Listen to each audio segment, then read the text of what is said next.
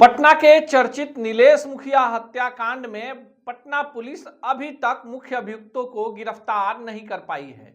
इस विषय को लेकर नीलेश मुखिया की पत्नी और पटना नगर निगम की वार्ड पार्षद सुचित्रा सिन्हा ने देश के प्रधानमंत्री और राष्ट्रपति के साथ ही साथ मानवाधिकार आयोग को भी पत्र लिखा है और गुहार लगाई है कि उन्हें बिहार पुलिस यानी पटना पुलिस पर भरोसा नहीं है। नमस्कार, मेरा नाम अनूप नारायण सिंह है और आप बिहार टॉक के डिजिटल प्लेटफॉर्म को देख रहे हैं।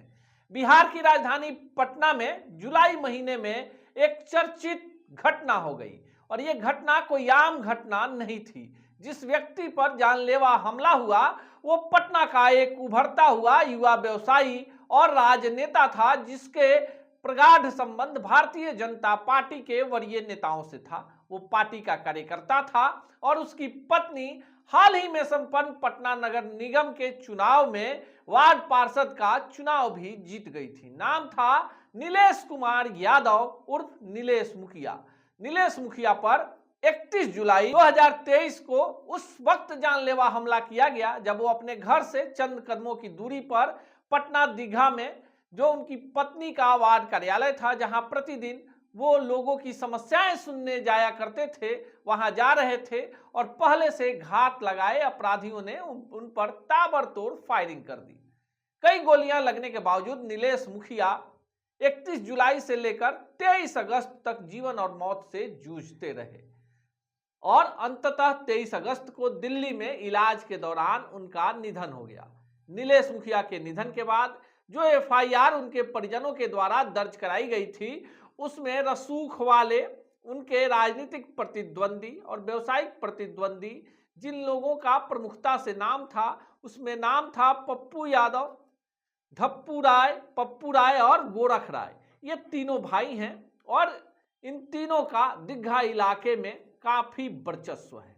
आपको बता दें कि पप्पू राय, धप्पू राय और गोरख राय के राजद से भी काफी करीबी संबंध है।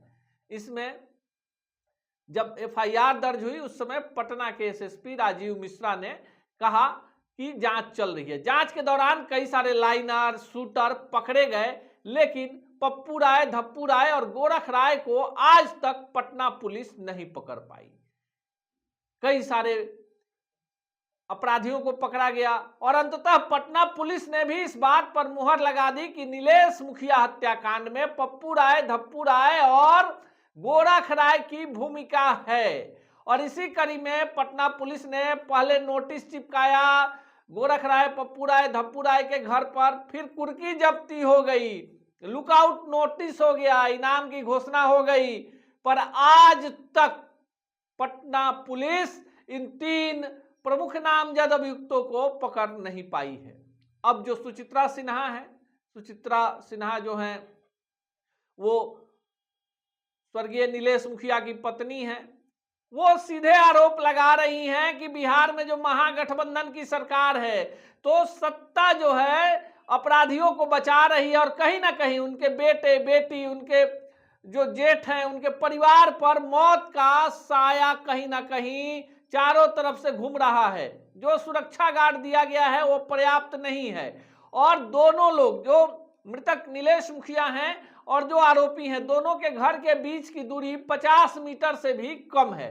तो तनाव की स्थिति को आप समझ सकते हैं। नीलेश मुखिया हत्याकांड के बाद भाजपा के तमाम बड़े नेताओं ने इस हत्याकांड की सीआईडी जांच की मांग की थी। पुलिस ने तत्परता दिखाई, आधा दर्जन अपराधी पकड़े गए और इस बात पर मुहर लग गई कि पप्पू राय, धप्पू राय और गोरख राय की संलिप्तता में ही आपसी वर्चस्व की लड़ाई में ये हत्याकांड हुआ।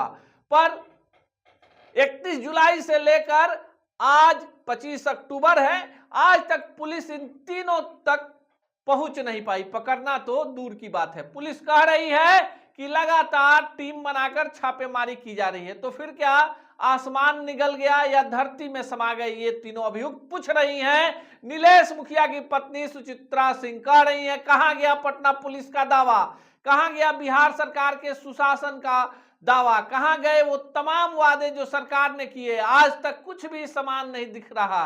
जब तक अभियुक्त नहीं पकड़े जाते तब तक जान का खतरा बना हुआ है। अब यह देखना खास है कि पटना के इस चर्चित हत्याकांड के मुख्य अभियुक्तों तक पटना पुलिस कब पहुंच पाती है? क्या इसी तरह ठंडे बस्ते में इस मामले को डालकर इतिश्री करने की तैयारी तो नहीं है? ऐसी ही खबरों के लिए जुड़े रहिए बिहार टॉक से। यूट्यूब पर लाइक और सब्सक्राइब करें, बेल आइकन जरूर दबाएं। फेसबुक,